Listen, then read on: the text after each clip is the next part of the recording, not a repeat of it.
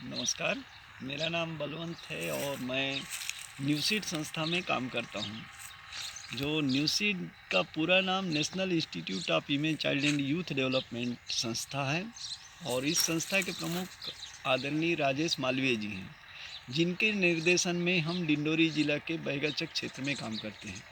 डिंडोरी पहले मंडला जिला का एक पार्ट था, जो मंडला ज़िले में था। वो 1999 में ये मंडला से अलग होकर एक इंडिपेंडेंट ज़िला बना है। और डिंडोरी ज़िले में मुख्य रूप से जो डिंडोरी ज़िले की पहचान है वो है बैगा जनजाति को लेकर। और यहाँ पर 52 गांव का जो पूरा वनांचल वाला क्षेत्र है वो पूरा बैगा लोगों का रहवास वाला क्षेत्र है।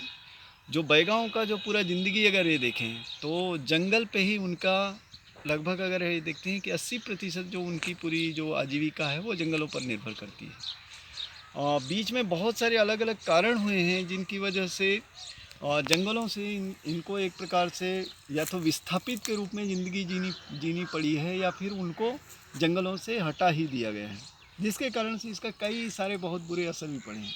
बैगा अगर मुख्य रूप से अगर हम देखें तो बैगा लोग अगर ये देखते हैं तो वो खेती नहीं करते थे, वो हल नहीं चलाते थे, वो मुख्य रूप से जंगल पर आश्रित थे। और वो लोग खासकर बेवर खेती करते थे जिसमें हल नहीं जोतना पड़ता था। वो लोग मानते थे कि अगर हम हल जोतेंगे तो हम अपनी माता के ऊपर में उसको चीरना जैसे मानते थे। तो उनकी जो संस्कृति रही है वो मुख्य रूप से प्रकृति को संरक्षण करने का और प्रकृति पर ही अपने जीवन यापन करने का रही है।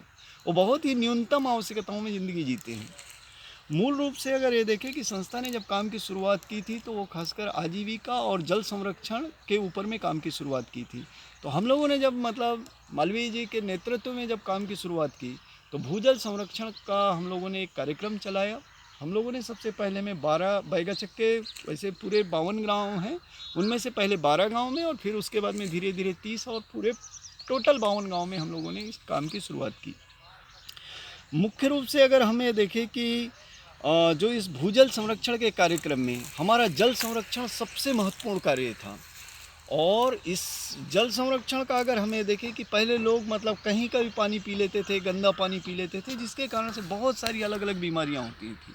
और दो समय में हम लोगों ने जो देखा है, खासकर एक प्री मानसून और दूसरा पोस्ट मानसून, इस समय में वहाँ पे मलेरिया, डायरिया, अलग अलग बीमारियाँ होती थी और इसके कारण से बहुत सारे लोगों की इसमें जान चली जाती थी। और उनका जो अगर हमें देखें कि जो स्वास्थ्य का भी जो स्थिति रही है, खासकर मेडिकल का भी अगर हमें देखें तो वो भी बहुत ही वीक रही है।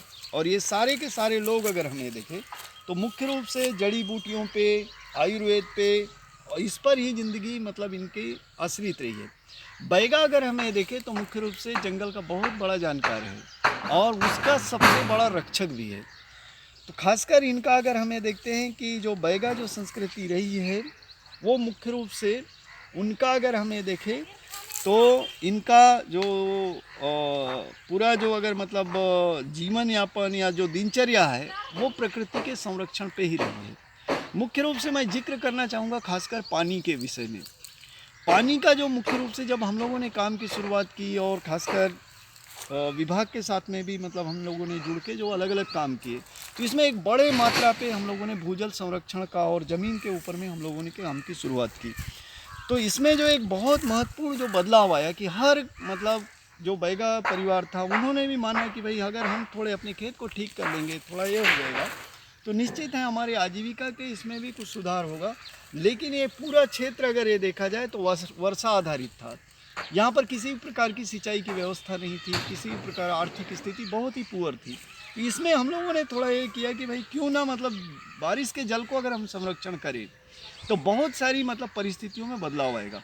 और जब हम लोगों ने भूजल संरक्षण का काम शुरू किया तो बहुत सारे जो परिवारों का ने अपने से कुछ अपना ये काम किया। हम लोगों ने कुछ उनको टेक्निकल सहयोग किया, कुछ आर्थिक सहयोग किया संस्था के माध्यम से।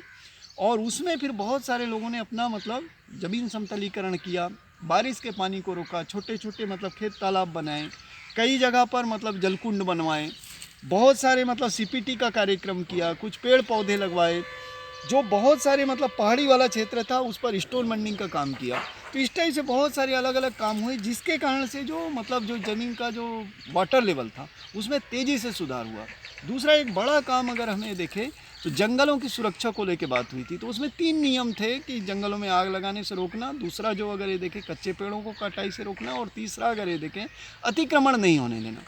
तो इस पूरे कारण से जो जल के ऊपर में जो बारिश का जल था वो रुकने लगा, और इसके कारण से बहुत सारे अलग अलग अगर हमें देखें तो बहुत सारे झरने भी रिचार्ज हुए, और इसकी वजह से उनके जो मतलब वाटर लेवल में जो मतलब यहाँ पर छोटी छोटी लगभग अगर ये देखा जाए कि बैगाचक से अगर हमें देखते हैं तो यहाँ पर कुल मिला के अगर ये देखते हैं तो 12 नदियाँ हैं जो 12 माह मतलब पहले बहती थी आज से 50 साल पहले, लेकिन वो धीरे धीरे अप्रैल माह के बाद में सूखना शुरू हो गई।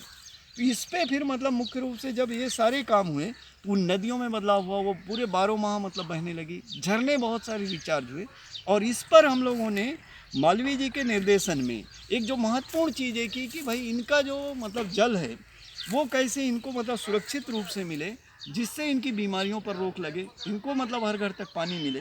तो इसको लेके हम लोगों ने एक प्रयोग शुरू किया, अलग अलग इसमें हम लोगों ने ट्रेनिंग लिया, और फिर उसके बाद में ये झरनों को हम कैसे प्रोटेक्टेड कर सके, और उसके बाद में हम लोगों ने एक स्लो सेंट फिल्टर बनाया। और ये हम लोगों ने पहला जो शुरुआत किया था ये समनापुर ब्लॉक का किवाड़ पंचायत का पोंडी गांव है, जहाँ पे 2 झरनों को हम लोगों ने एक साथ ही किया। फिर उसके बाद स्लो सेंट फिल्टर बनाया।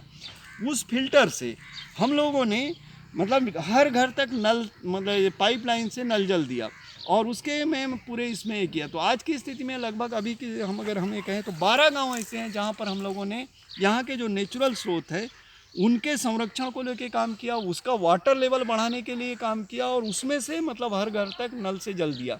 आज की स्थिति में अगर मैं ये कहूँ कि बजाग ब्लॉक का पिपरिया पंचायत का बौना गांव है जो पूरा बैगा परिवार है, जहां पर लगभग 180 परिवार के लोगों को आज की स्थिति में 24 घंटे नल से जल मिल रहा है। फिर उसके बाद में जो दूसरा हमारा गांव था करंजिया ब्लॉक का कपोटी गांव है जो चकनी पंचायत में पड़ता है, वहां पर भी नल से जल दे रहे हैं। फिर उसके बाद में समनापुर ब्लॉक के मतलब हम लोगों ने मतलब 5 गांव ऐसे किए, और एक मॉडल के रूप में हम लोगों ने किया। इस पूरी प्रक्रिया के कारण से जो सबसे बड़ा असर हुआ कि जो सरकार की जो अलग अलग योजनाएं थी उसको संचालित करने में भी और उसका परिणाम लाने में भी बहुत सारा मदद हुआ है। और एक जो बहुत महत्वपूर्ण चीज़ मुझे जो लग रहा है कि इस पूरे पहाड़ी क्षेत्र में या जो आदिवासी क्षेत्र हैं जहाँ पर ज़्यादातर पहाड़ी क्षेत्र में ये लोग बसे हुए हैं, तो इनके नेचुरल जो स्रोत हैं खासकर पानी के स्रोत, उनको अगर हम लोग रिचार्ज कर पाए, उनकी अलग अलग जो तकनीकी के साथ में अगर ये कर पाएँ तो इनको 24 घंटे मतलब जल उपलब्ध हो सकता है। इसके लिए हम लोगों ने मतलब PHE डिपार्टमेंट के साथ में वाटर टेस्टिंग का मतलब कार्यक्रम शुरू किया, समिति बनाई, और उसमें से फिर हम लोगों ने उस जल का मतलब टेस्ट किया 2 स्तरों पे, एक बायोलॉजिकल टेस्ट और दूसरा केमिकल टेस्ट। तो इसमें से ज़्यादातर अगर ये देखें कि जो नेचुरल जितनी भी नेचुरल जो बॉडियाँ थी या जो इनके स्रोत थे उनमें अगर हम ये देखते हैं तो बायोलॉजिकल कंटामिनेशन था, ना कि मतलब किसी में भी हमको मतलब लगभग मैं ही खुद मतलब हमारी टीम के साथ में मिलके लगभग 1000 से ज़्यादा स्रोतों के ऊपर में हम लोगों ने उसका टेस्ट किया है। तो हमको किसी में भी जो नेचुरल जो स्रोत थे उनमें किसी भी में भी केमिकल कंटामिनेशन नहीं मिला, बायोलॉजिकल कंटामिनेशन था, जिस पर हम लोगों ने लोगों की जागरूकता किया। और उसके बाद में हम इस मतलब जो बायोलॉजिकल कंटामिनेशन है उसको कैसे हम दूर कर सकते हैं, और ये एक काम बड़े स्तर पे किया। और आज की स्थिति में हम लोगों ने नल से जल या हर घर तक मतलब जल सुरक्षा के रूप में हम लोगों ने काम किया है, और बारिश के जल को हम कैसे रोक सकते हैं, जिस आधार से सभी लोगों को सुरक्षित मतलब साफ जल कैसे मिल सके, इस पर हम लोगों का काम चल रहा है।